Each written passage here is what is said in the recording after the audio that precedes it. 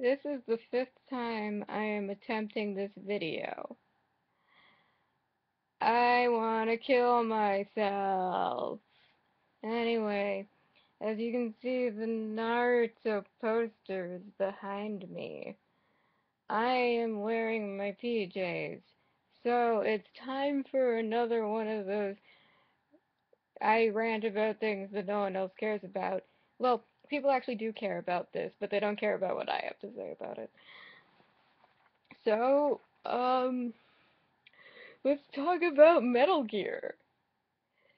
Anyway, I kind of thought it would be nice to just kind of go over the Metal Gear timeline, by which I mean no Metal Gear, like literal timeline, like when each game came out and why. So, it starts in the 80s with an up and coming company called Konami. I actually have no idea how long Konami's been around, but I'm assuming they were up and coming. Anyway, they put out this game called Metal Gear. That's it. Metal Gear. Anyway, this game is actually quite revolutionary because though it's, you know, not that great, it's not notable for its gameplay or its story or its graphics or anything at all, really. What makes it amazing is that it created a new genre, and that is the stealth genre. And I'm waiting for someone to tell me, like, that there's an Atari 2600 game that is about stealth, and that was the first stealth game. But until that day comes, Metal Gear is the first stealth game to ever be made, I think. And that's really, really incredible because, up until then, it's mostly um, either adventure games or shoot 'em ups and beat 'em ups and all that fun stuff. Um, anyway, so this was the first game in which you sneak, and that, of course, would become the staple of the franchise.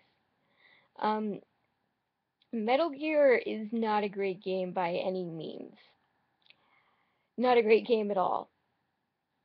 If you want more information, I would recommend looking up Angry Video Game Nerd's review of this.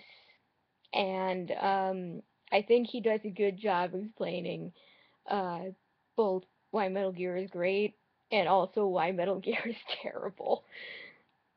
I will give you a hint.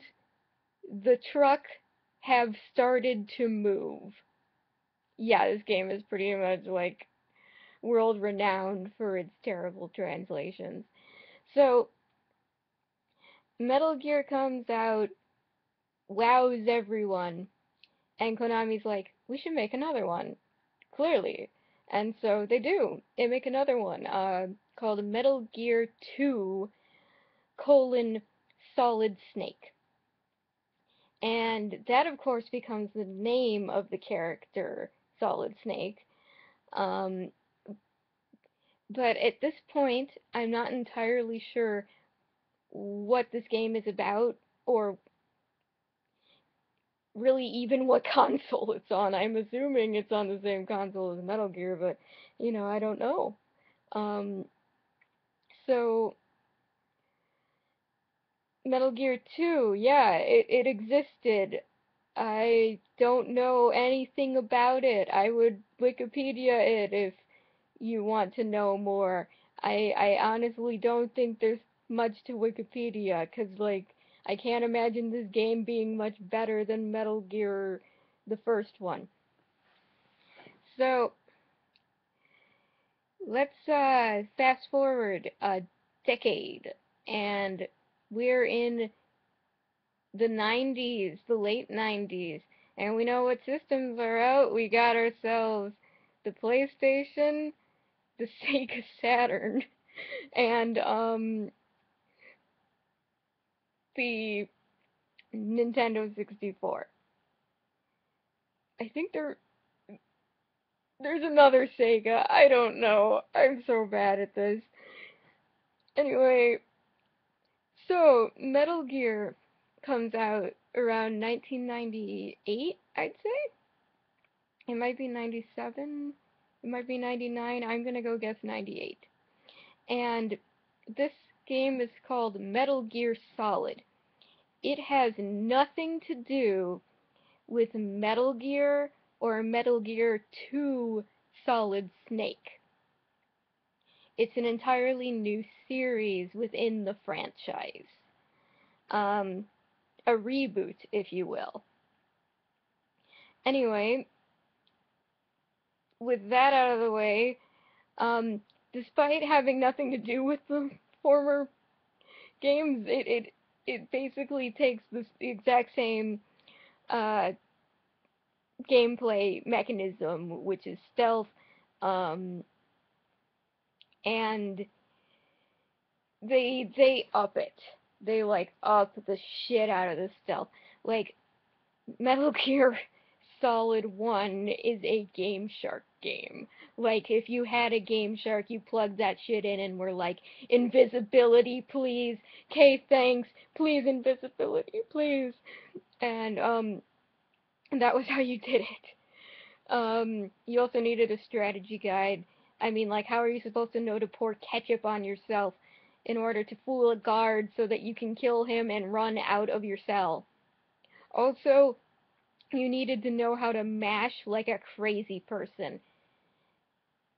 Funny story, we actually had, during the torture scene, we had my father come down and mash for us. That was how hard the mashing was. And so, you've got all of that, then you've got, like, a very memorable plot, you've got um, I mean, the guy kills your girlfriend, okay? Like, you got memorable bosses, and it's so hard. How the hell would you know to be like, I should plug this into the second player slot, therefore Psycho Mantis can't read my thoughts? It, yeah, it's pretty nuts, right? Definitely look into this game if you've never touched it before. Um, so, Metal Gear Solid, I think, built this kind of skeleton for the next games, and every Metal Gear Solid afterwards, where it has certain sound effects, certain music, just certain things you expect. Like, I know if I'm going through basically my items and I'm not hearing the sound effect, it's just not the same, right? Um, Neither is like when people having the question mark over their heads or the exclamation point and the "you've been spotted" music, you know. Um, and then there's my personal favorite part, which is the codec. Codecs. Depends on who you're talking to. I call it the codec. I am sorry if I am wrong. Anyway, so the codec is this idea, uh, basically, where you have a radio, and at any time you can radio anyone on your team, whether it be Otacon, the Colonel, um, I guess Naomi, yeah, anyone on your team. Excuse me while I scratch my face. And if you uh, they usually call you, but if you call them in certain areas or um, at certain times, you will get some pretty amazing Easter eggs and dialogue. That's one of the fun parts. And this was such a like important part and just like integral to the game that if you go to Super Smash Bros. Brawl, and you go to Snake's stage, and you are Snake, if you do your taunt on that stage, the codec comes up, and one of the characters from the first Metal Gear tells you about your opponent, whether it be like Yoshi or like Link. It's it's pretty great. And also there's even within this Easter egg there is another Easter egg, which is if you use the Kodak when you're against Luigi, in which it makes a reference to twin snakes. It's pretty great. By the way, Twin Snakes is part of the HD collection of Metal Gear. Um, it's their version of Metal Gear 1, which I'm pretty sure is about the same. Um, I've never actually played it though. I've only played the original. So I can't tell you for sure whether or not it is the same game. But they did subtitle it Twin Snakes. Anyway, so Metal Gear 1, huge success. And by Metal Gear 1, I meant to say Metal Gear Solid 1. Huge success. And so, um, with any success in a video game, it prompted a sequel. And so they were like, we gotta keep the theme of stealth. We gotta keep a couple things. Hideo Kojima is a crazy person who hates women, in my opinion. And, well, he's crazy in a good way. So we love him, but I swear to God, this man hates women, or like is constantly spurned by them, because in every single Metal Gear game I have ever played, excuse me, Metal Gear Solid game I have ever played, you are betrayed by a woman. Yep, yeah, Hideo Kojima. He definitely hates. There's something going on there. So after Metal Gear Solid 1, they were like, what if we kind of mix things up a little bit? So they decided, wouldn't it be interesting if we had like a different protagonist every game? And I'm like, you know, looking back on it, I'm thinking, oh, that's, innovative. That's an interesting idea. Um, I can see why they wanted to try it. So for the second game, Metal Gear Solid 2, subtitle Sons of Liberty. Yep. Basically, you spend about a half hour, and I'm probably exaggerating, as Snake, hanging out with Otacon, and then the rest of the game, you are this entirely new character named Raiden. And Raiden is kind of like a pretty boy.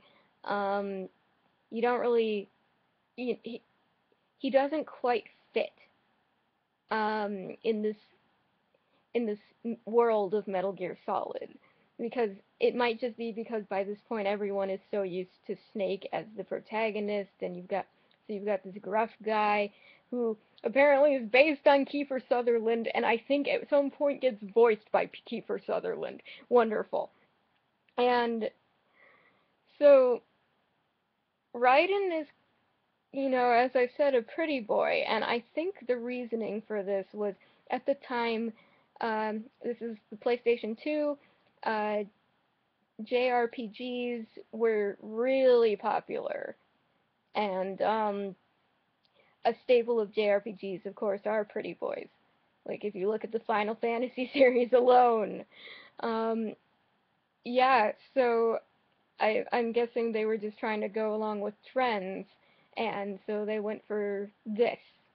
And so Metal Gear Solid 2 is actually a pretty great game, I would say.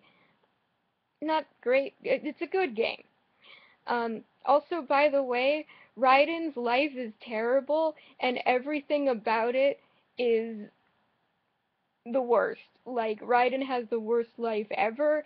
If I were him by the end of Metal Gear Solid 2, I would have killed myself. I would have just shot my face right off. 'Cause, Jesus, the shit he goes through in that game. Yeah, remember that entire chunk of your life where you were, it turns out that you were in like a holographic generator machine. No, yeah, look it up. So, Sons of Liberty basically gets from the fans this kind of general review of, it was fun, I guess. Vamp was an interesting villain. So was I had fun fighting Fat Man. Yeah, we went. It was a good game. Where the hell is Snake? And so, with that review in mind, they kind of came out with an apology game.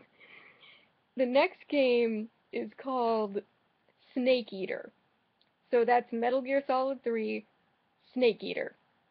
And it is my favorite of the series. I think it's one of the best games ever made. Um, you'll be hard pressed to find someone who doesn't like it. Um, so basically, what they did is, that famous line that is from Metal Gear Solid 1, where they're like, "This machine will drag this world into the 21st century." Well, yeah. At this point, Kojima's like, "We're going to drag this franchise into the 20th century." Yeah. So they put Metal Gear in what I think is the best setting for it, which is during the Cold War, around the time of the Cuban Missile Crisis. Things with Russia are tensions with Russia are high, and at this point, you're looking for Nazi gold. I swear to God, that's basically it. It's called The Philosopher's Legacy. It's just Nazi gold. And so you're basically racing against the Russians for the Philosopher's Legacy, the Nazi gold.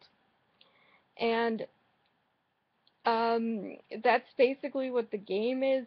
You get betrayed by a woman twice by two different women. Fun stuff. Yeah, and I think this game, just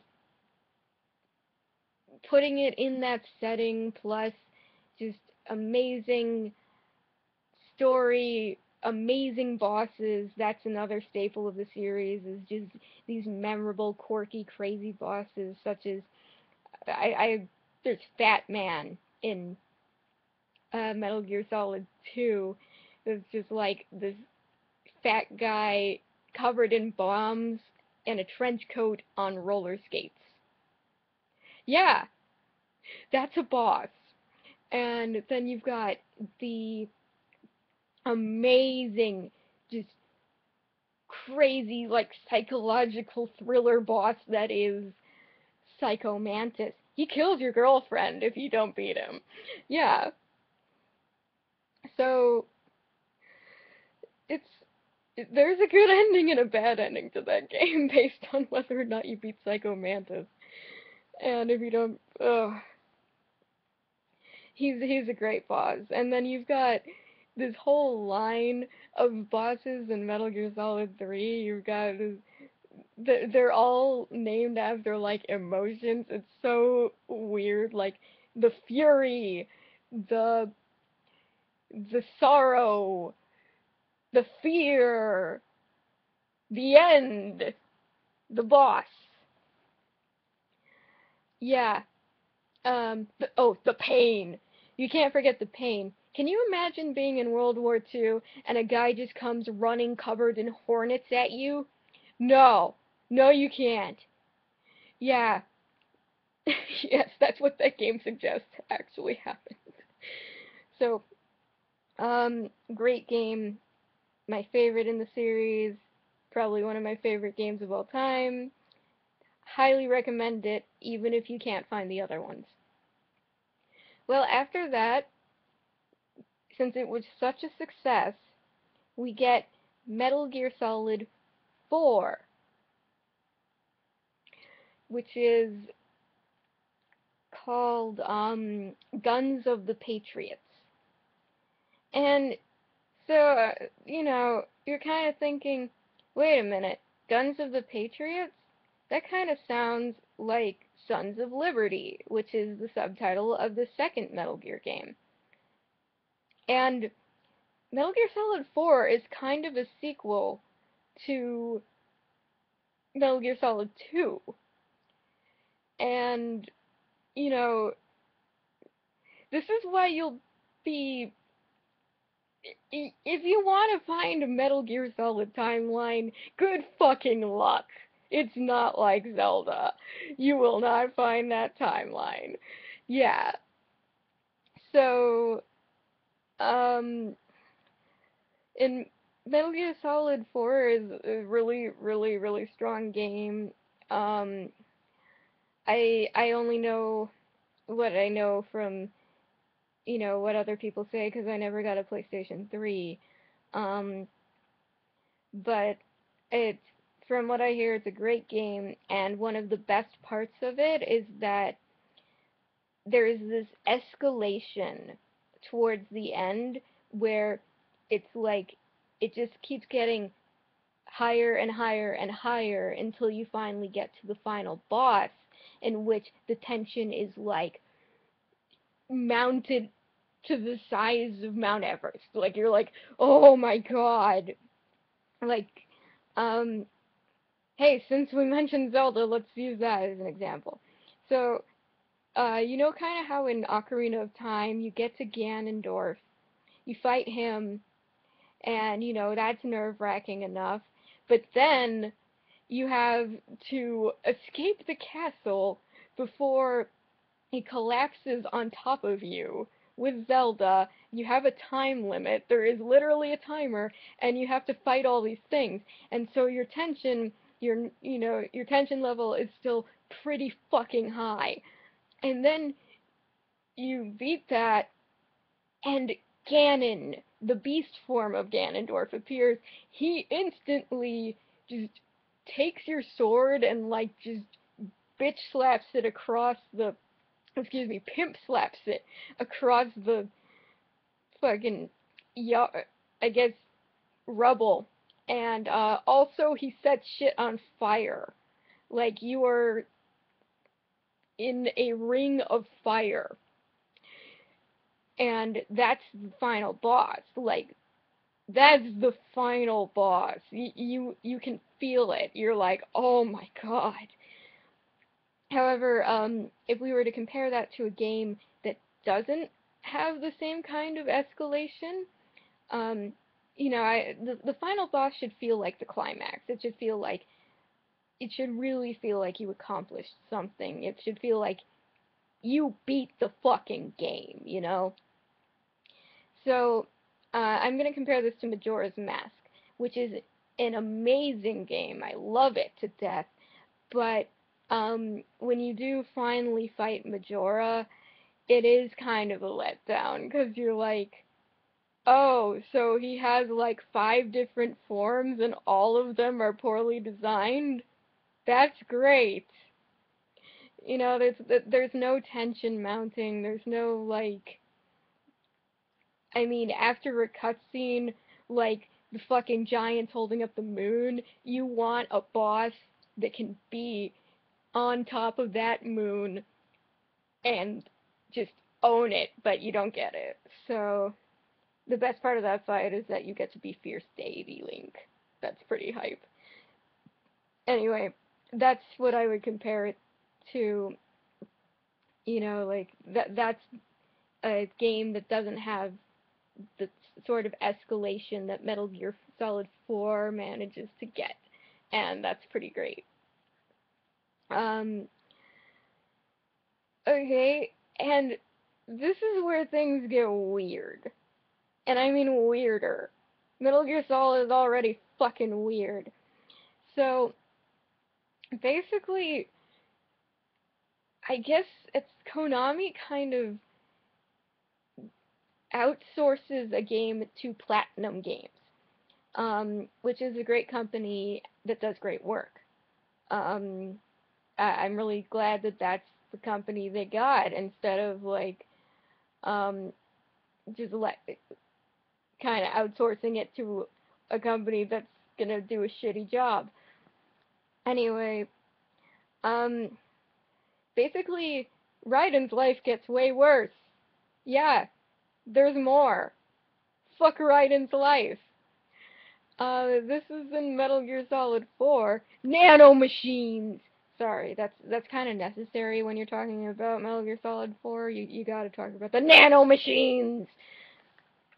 Anyway, uh, so here's what I think happened is that Kojima got into a room full of like, you know, people and was just like, okay guys, let's brainstorm Metal Gear Solid 4. How do we make Raiden cool? And you're just like, what are kids today like? What do kids today like? Kids like robots, right? And so it's just like, let's just shove a bunch of robot parts on Raiden and he'll be cool, right? And the amazing part about this is it worked. Raiden is like the new hotness. He is so fucking cool. He's got like a katana and is like a cyborg now. That is the coolest fucking thing ever. So that's basically the game they outsourced to Platinum was, okay, let's give Raiden a solo game. And this time, make it a good one. And so Platinum went ahead and did that in this game that's a spin-off of the Metal Gear Solid series. Do not call it a Metal Gear Solid game. It is not a Metal Gear Solid game. If it was anyone who calls it a Metal Gear Solid game is wrong and needs to be punched. Anyway, it's called Metal Gear Rising: Revengeance.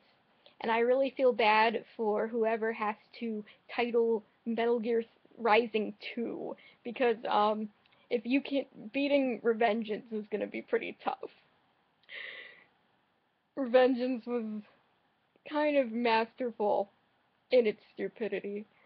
Um, so Platinum has a really good record when it comes to um, character action games. Um, and so that's what they did is they made a character action game out of Metal Gear, which makes no sense. It really doesn't. But um, I'm still a little sore about this because I didn't realize that this was not supposed to be a Metal Gear Solid game um, until it was explicitly told to me. So I spent most of it being like, what have they done? They've destroyed everything. But no, uh, this is just a spin-off, and it's a very fun spin-off. It's got amazing gameplay, as Platinum is known for, and Platinum's very good at this kind of like ironic, sarcastic, like over the top kind of humor. So all of the boss fights are just over the top, the dialogue, the cutscenes are over the top. It's actually a really funny game. And it's supposed to be funny, I think. Um, you're supposed to have fun. It wasn't really about feeling emotions for Raiden. It was just about running around as Raiden and like slicing Metal Gears in half, despite the fact that there are nukes in there and he probably shouldn't be doing that. Yeah. So Metal Gear Rising is a nice spin-off game, and I'm glad they made it because a lot of people love it, but not my cup of tea. Anyway, after that, things are about to get weirder. As if you think they can get any weirder. Okay, this is Kojima we're talking about. Things are gonna always get weirder. So, we get told at E3 a couple years ago that there's gonna be a Metal Gear 5, and of course, and by Metal Gear 5, I mean Metal Gear Solid 5. no Metal Gear Rising. This is a Metal Gear Solid game. It's advertised as such. That's what you should be expecting. And they did this weird thing where they kind of like took the first 3 hours of the game. I'm exaggerating. I think it's a little more than 3 hours, but they took the first 3 hours of the game and called it Metal Gear 5 Ground Zeroes, which is like the prologue to the next game, which is called Metal Gear Solid 5 The Phantom Pain. It comes out in September, supposedly. I'm waiting for it to be pushed back. Anyway, um, this is about the weirdest thing I've ever seen a company do, is be like, no, they're both Metal Gear 5, but yeah, they're two separate games. So, that is pretty crazy. I haven't checked out Ground Zeroes yet because I don't have an Xbox One or a PS4, or even a PS3, but, um, I'm not quite sure what I'm actually not sure what people are saying about it either, so I'd recommend, talking to someone who's informed. I'm just kind of going on a rant here, so it, talk to someone who actually knows what, you know, the game's about. Um, yeah, that's about it.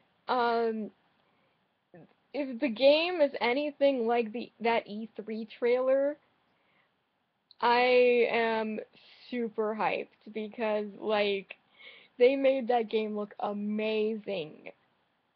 Even though there's like elements to it that I don't give a fuck about, like real-time weather. And it's like, yeah, real-time weather. Wait, what? But it's a really good trailer, right? So hopefully that game lives up to that trailer, and knowing them, it will. And while I'm finishing up, I may as well explain another weird ass fact. So, things just got weirder. So, Metal Gear Solid 5 is supposed to be a sequel to Metal Gear Solid 3 Snake Eater. Yes. And just work out the chronology of that, people. Go for it. Give it a shot. Like, where does Metal Gear Solid 1 fit into this? Where do the old Metal Gears fit into this? Where's Metal Gear Rising? Just don't. I cannot imagine anyone trying to come up with a timeline for this. Please try, though. Please do try, and just send me a link, because I want to know. I want to see. Anyway, thanks for listening to this, like, half hour of me just talking about Metal Gear. Um, I hope you enjoyed it as much as me.